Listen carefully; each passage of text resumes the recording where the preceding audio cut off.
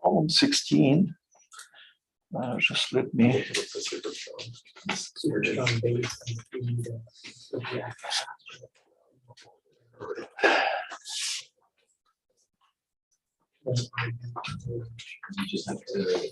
Oh, okay.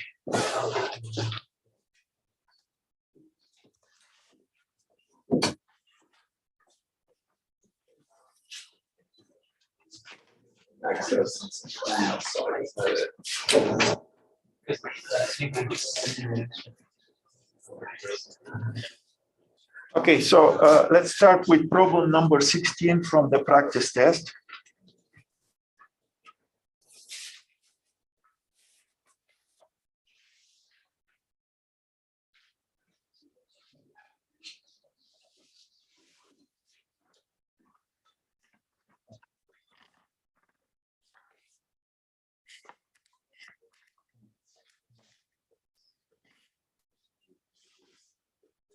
Something is not quite right here.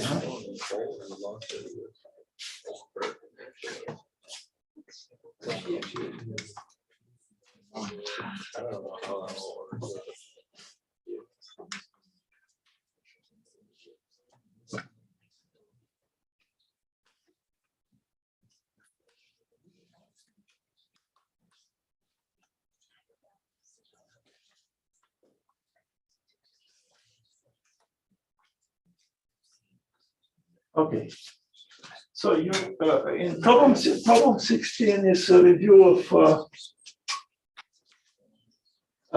We had a similar question for the homework assignment on chapter 22, I think. So let's see what we have here. So there is a solenoid with given length and given cross-sectional radius of the cross-sectional circle, and number of turns is given. And they say that you have the rate of change of the current in this solenoid. And after that, you have a loop that is at the center of the solenoid. Okay. So look.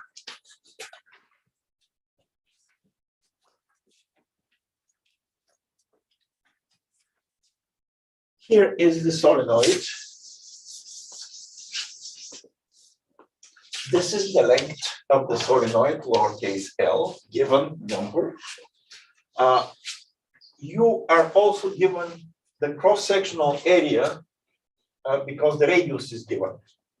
So you can say that the area, cross-sectional area of the solenoid is pi r squared, where r is this distance right here.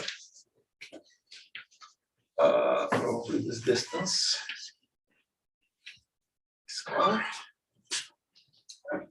What else? You're given the number of turns of the solenoid, and therefore you can say that the number of turns per unit length, lowercase l, n, is n divided by l. And this is what you need, because the formula for magnetic field inside the solenoid looks like this. The magnetic field inside the solenoid is magnetic permeability multiplied by the number of turns per unit length multiplied by the current that is flowing in the solenoid. So knowing this, we can answer. And of course, they give us the rate of change of current in time. So they tell us the change of current divided by the time interval is some number. 6 amperes per second. 6 amperes per second. So knowing this, you can immediately figure out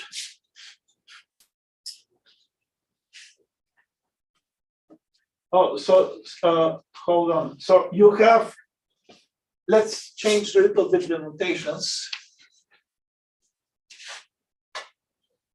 The radius of the large solenoid, call it capital R, and call the radius of the small loop that is inside, call that lowercase r, so we not to confuse the things. And once you have this, you can start answering the questions, and you practically don't need. It is not such a big calculational difficulty. So, question A: what is the magnetic flux to the small loop when the solenoid has certain value of the current? And you say the magnetic field at that point is given with this expression, and magnetic field multiplied by the area of the loop and multiplied by the cosine of the angle between the normal to that area. So the magnetic flux is the area of the small loop, call it A prime, times the magnetic field that is present in this loop, times cosine of the angle between the normal to the area, and the normal to the area is right here, and the magnetic field, also the same direction. So this angle is 0, cosine of 0 is 1. And therefore, the magnetic flux that they're asking for is just equal to the product of the area of the loop times the magnetic field. In other words, it is pi lowercase r squared for the area A prime, and the magnetic field is mu naught times n times the current that is given. So this should be it. So keep in mind that again, lowercase n is total number of turns divided by the length of the solenoid. Yes. Is there another way to find that magnetic flux by taking the magnetic field equal to the number of turns of the big loop, multiplying that times like the mu naught times the current divided by 2r, and then plugging that into the magnetic flux equation we have? Divided by 12, why? You got us the right answer.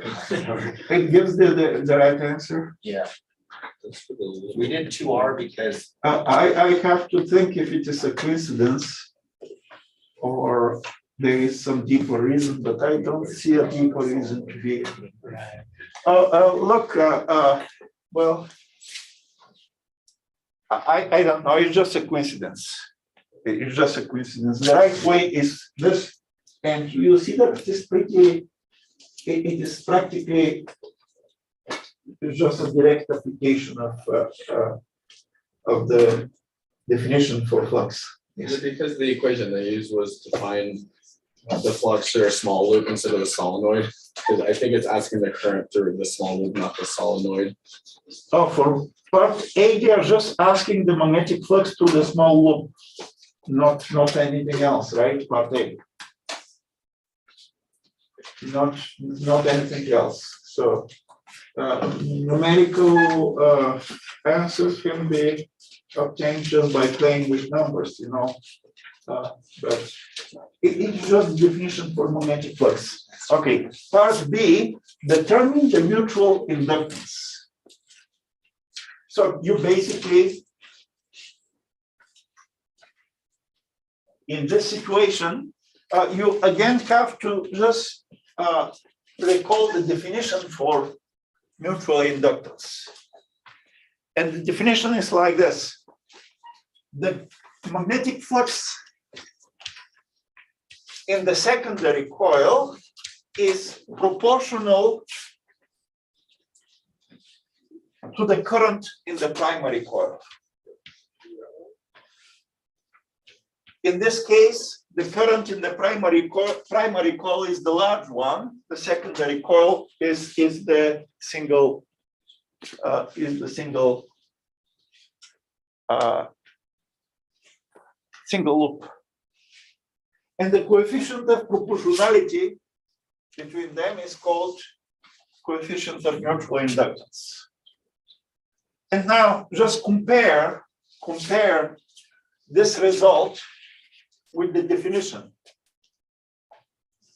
I'll remove the subscript for secondary coil, but this is the definition, and when you compare those two, you conclude, and I'll remove the current, the subscript primary also, so you to be able directly to make a connection between those two.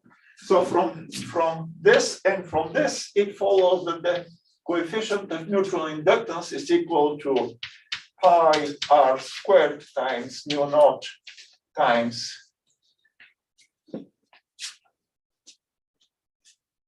n. That's it.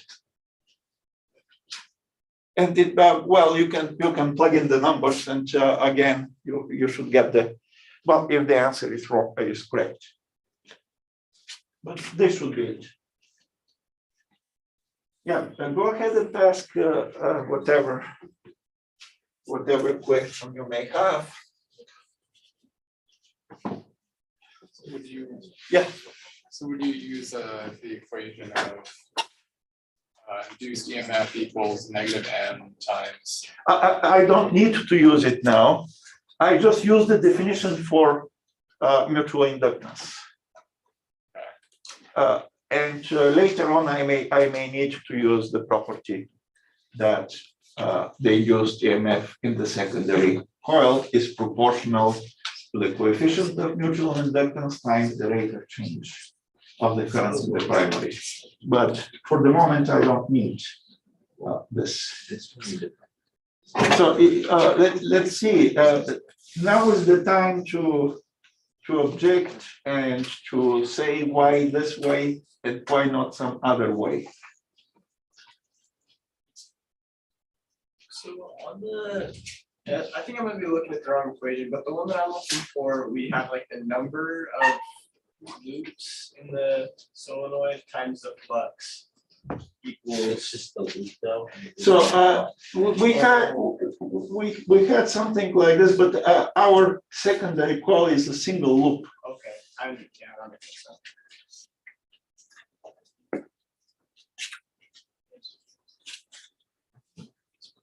Okay, so let's see the next question. Determine induced EMF in the small loop. Well, direct application of Faraday's law. So I probably would say determine induced EMF in magnitude only, the magnitude of induced EMF. So the induced EMF in the loop is going to be the rate of change of magnetic flux through this loop. There is minus sign, which I'm going to remove with absolute value, which is just going to be what is the flux. The flux is this, so I'm going to have, well, it is interesting actually if we're going to get the same result using this, or alternatively, we can say the induced, according to what we proved in class, should be equal to coefficient of mutual inductance times the rate of change of current in the primary coil. In other words, the result, this is pi r squared mu naught times n times the rate of change of current, delta I divided by delta t, which is given. And exactly the same result you're going to get directly from Faraday's law. So if you want, check it, but this should be the result for part C.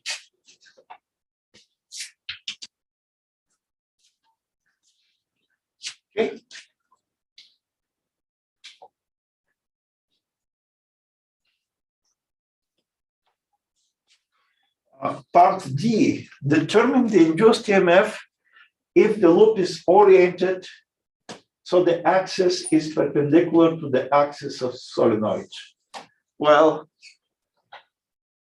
if so, G, V induced in this case would be 0 because the magnetic flux that goes through the small loop is going to be 0 all the time and not changing. The magnetic flux is going to be 0 just because the loop is going to be oriented in a way that the magnetic field lines are sliding over the loop, the plane of the loop rather than going through it. E, determines the self-induced EMF in the solenoid due to the change in current. So I gave an example or a homework problem when we studied the inductors, and well, instead of using that result, let's derive it again. So look, the self-induced EMF, V induced prime, because it is in the large solenoid, is equal to the inductance times the rate of change of current, which in absolute value again. And the question now is to know what is the inductance of this large solenoid. And we derived a formula for the inductance of the large solenoid. That formula included only its size, number of turns, and geometry, basically. So let's try to derive that equation again. So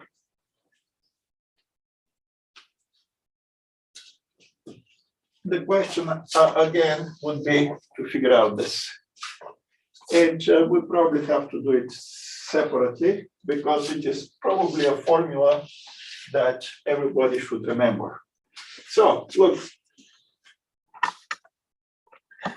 self-inductance is defined as the coefficient of proportionality between the magnetic flux in the large solenoid and the current in the large solenoid.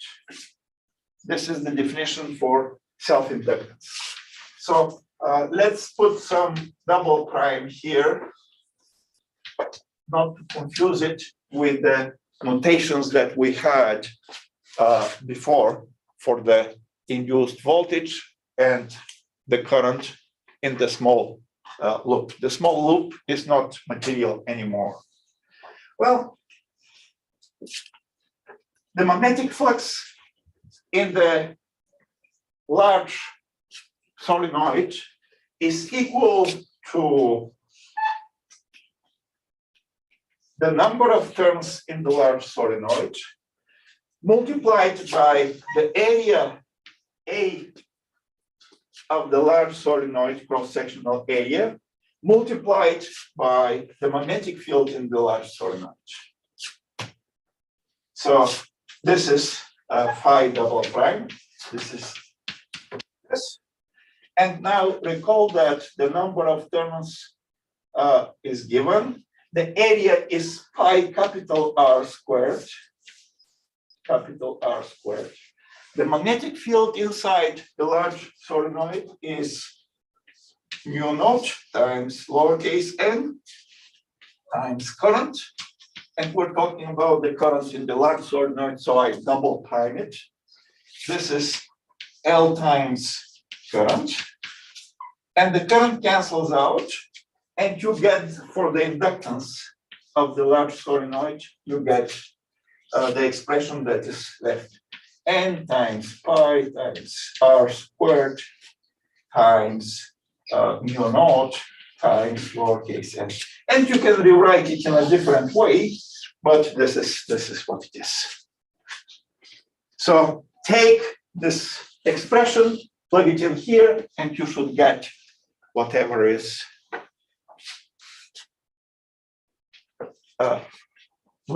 the answer for part E. Yes. That equation's not in the textbook, right? It is in the textbook as an example, or something like soft example. It is in the textbook. I don't remember exactly how they have written it, but in the textbook, they may have said lowercase n is capital N divided by L, and this means that it can be written, this can be written also as n squared pi r squared times mu naught divided by L. So in the textbook, it is either written this way or only in terms of lowercase n, which is not that right. Alternatively, you can write it in terms of lowercase n also only.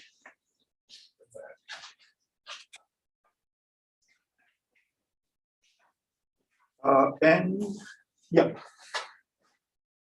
but it should be somewhere in the as a solved example in the textbook in chapter 22. Okay. So let's see. Is there? Yeah, we're done with this. Any remarks? So look, this problem really requires good understanding of everything. Do you want this problem maybe slightly modified on the test? No. He gave it to us, man. I say yes. Even know what it is, that's the term.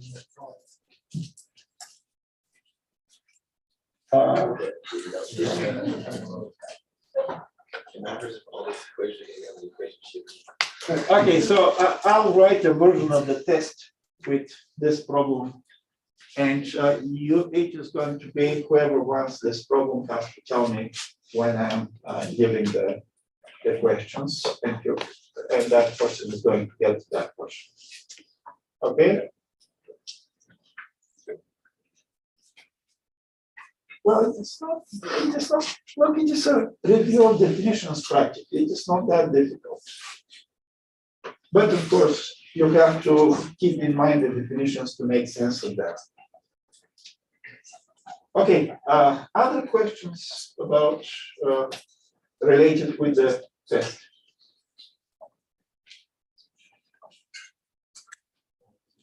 Uh, 19 from the practice test. And by the way, don't underestimate the value of the conceptual questions. From the quizzes that I emailed, from homework assignment. You haven't emailed us, I didn't? not for this yet. For the last chapters. You did it for the last test. For the last one, but not for chapters 21 and 22. Okay, I thought that I emailed to the entire class, but I may be wrong. Okay, I'll check that, and today I'm going to email conceptual questions for 3 chapters. Okay. Problem 19. Is this what you want now? Okay, so here is the problem. So you have 2 wires, long wires. And the current is showing there to be in positive z direction. And the first wire, okay, you have the diagram there, so there is a description in words how the wires are situated. And they're asking about the magnetic field at the origin, right here. of the origin. And look, here some two-dimensional drawing is necessary. And I'm not sure that I can do it on the board. But if you use the second right-hand rule, so they're asking practically here, they're asking the direction and the magnitude of the magnetic field created by each of the currents. Using the second right-hand rule,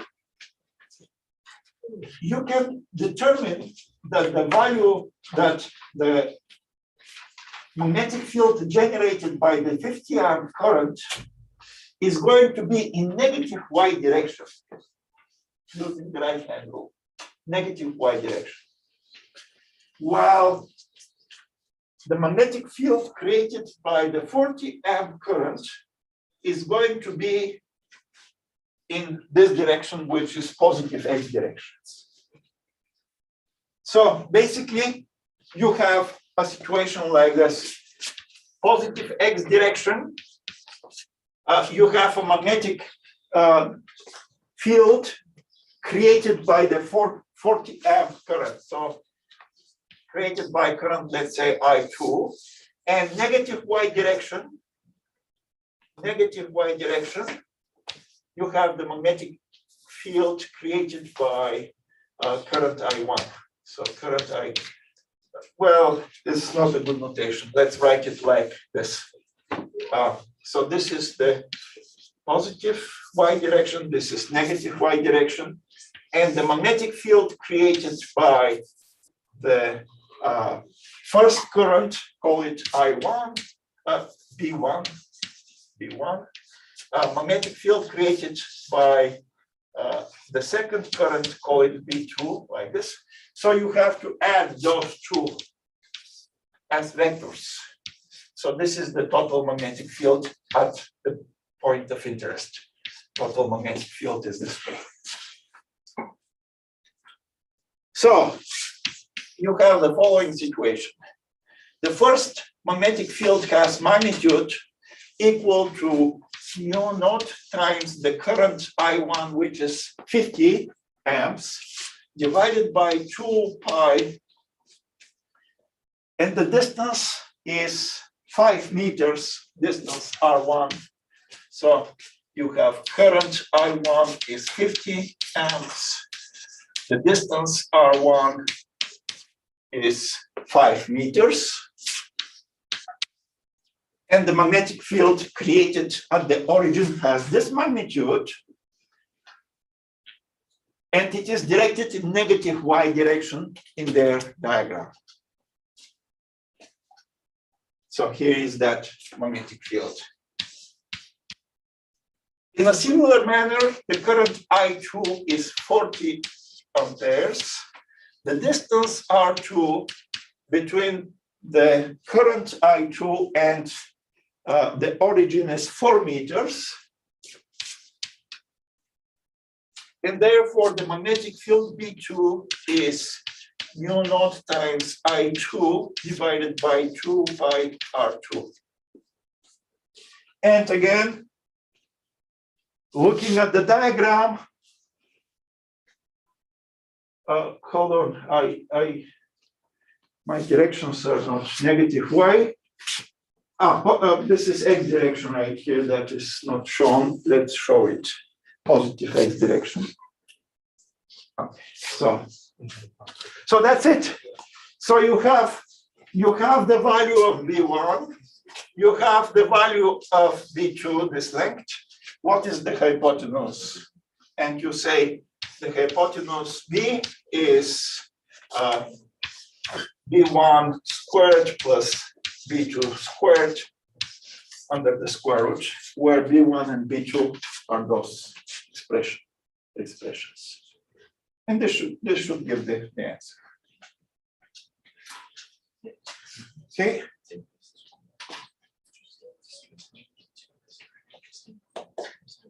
Yes. I'm not sure I fully understand how you knew or understood the positive and negative X and Y direction.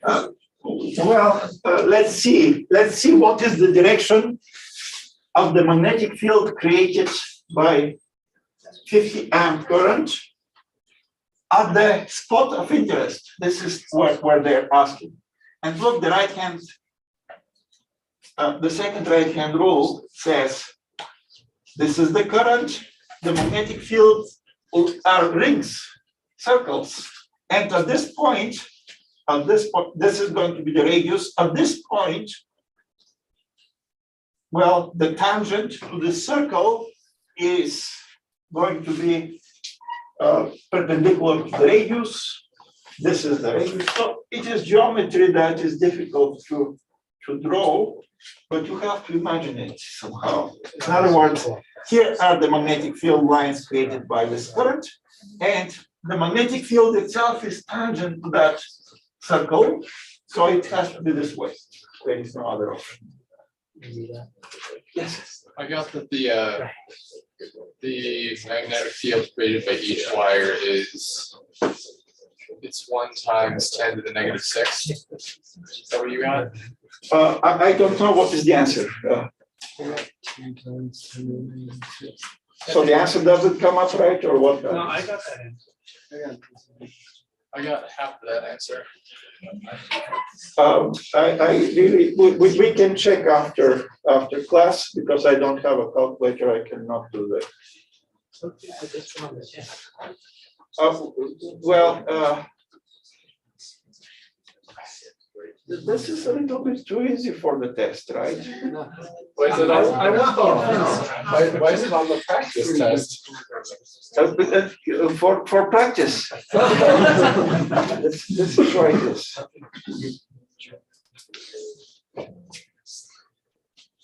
So look, you're going to have the opportunity you actually had the opportunity to write your own test, but nobody asked about any problem that is outside of the practice problems or homework problems so far.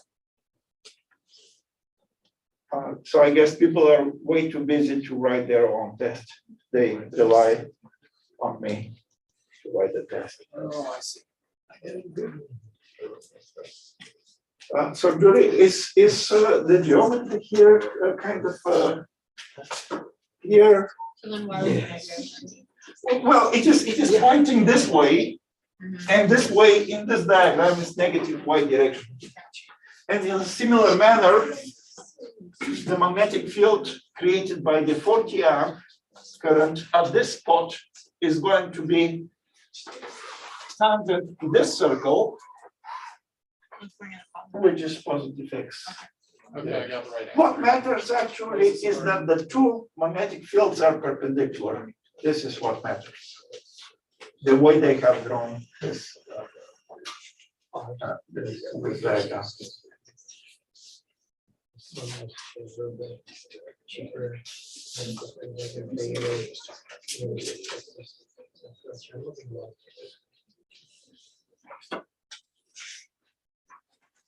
You're going to have an element of this problem, maybe instead of 2 wires, let's say a single wire with current, figure out the magnetic field in direction and in magnitude at some spot, which is just direct application of this equation.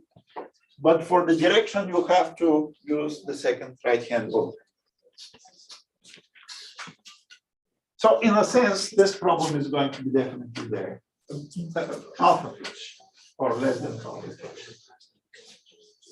Okay, let's see other questions and remarks, or we can start the new material. Could you just very briefly go over how you're orienting your hand on the right hand rule? So let's see.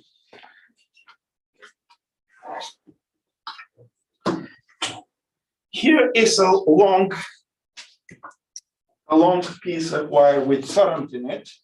Imagine that the current is going up, conventional direction of the current.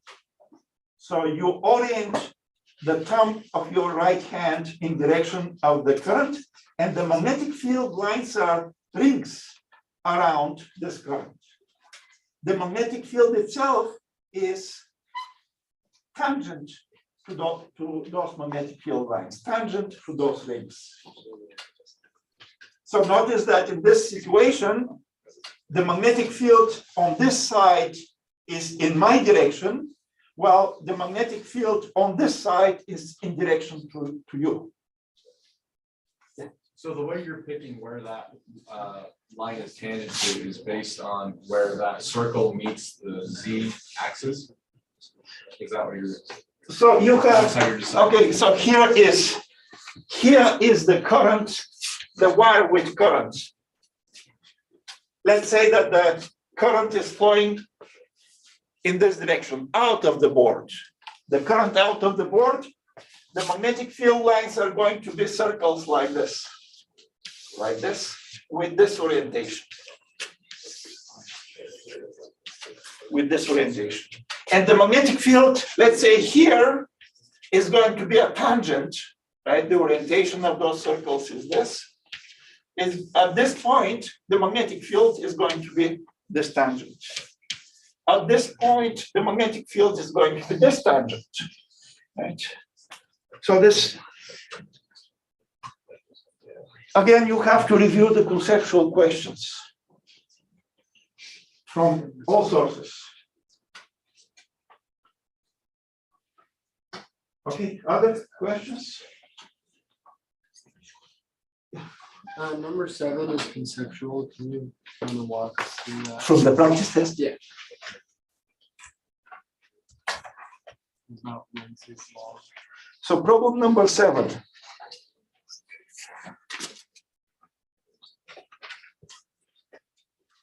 Problem number 7 from the practice test.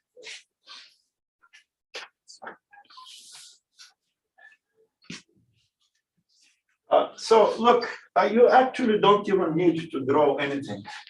So they say that you have two loops with currents. The directions of the currents are shown. And they say that the current in the upper loop suddenly drops to 0. What will happen to the current in the bottom loop? So look, if the current here is the magnetic field created by the current in the top loop. You see, you have to put your hands in. So that magnetic field, the magnetic field inside, the magnetic field along this line is going to be up. So the magnetic field created by this current is up.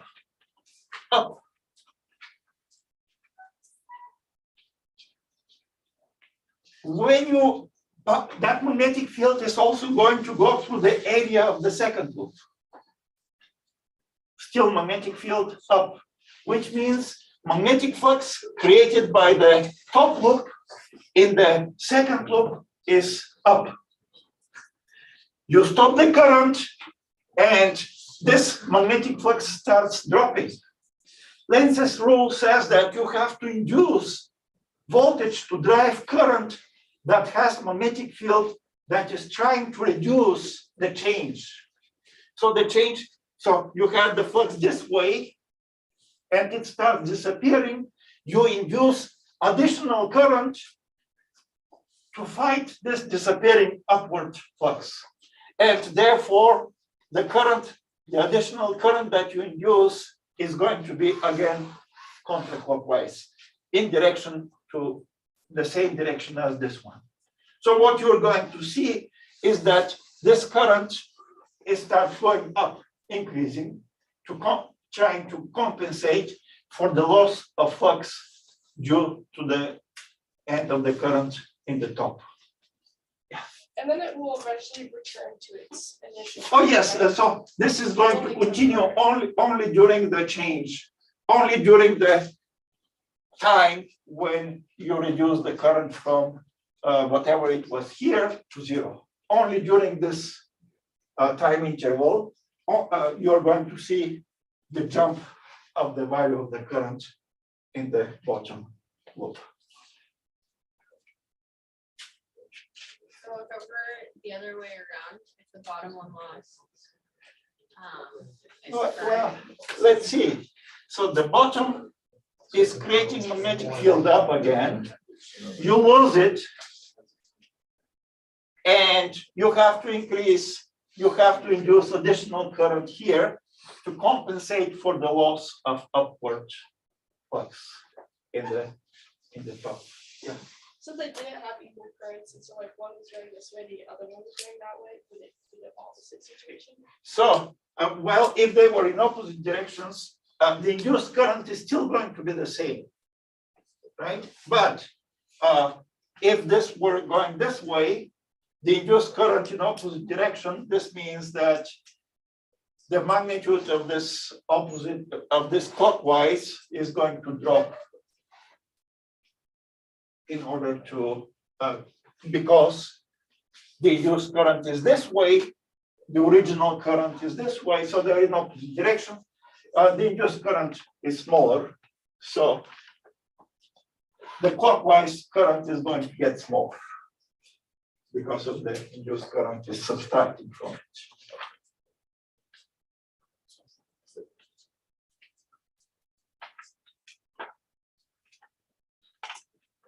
Okay. We have time. We have time to do one more problem, or should we talk about electromagnetic waves? How many people have here?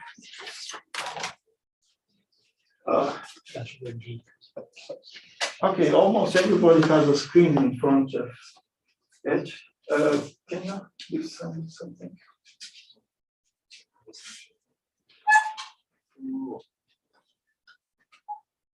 Okay, so pass it around, everybody with a screen, cell phone or a computer, do this and you're going to see something. So this phenomenon is an important part of chapter 24. If you recall, we described the electromagnetic wave as a pattern of variation of electric and the magnetic field. So the magnetic field this way.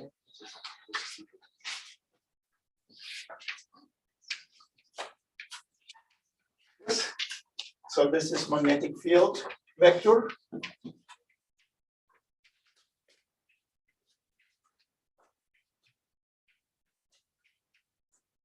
And the electric field vector is this.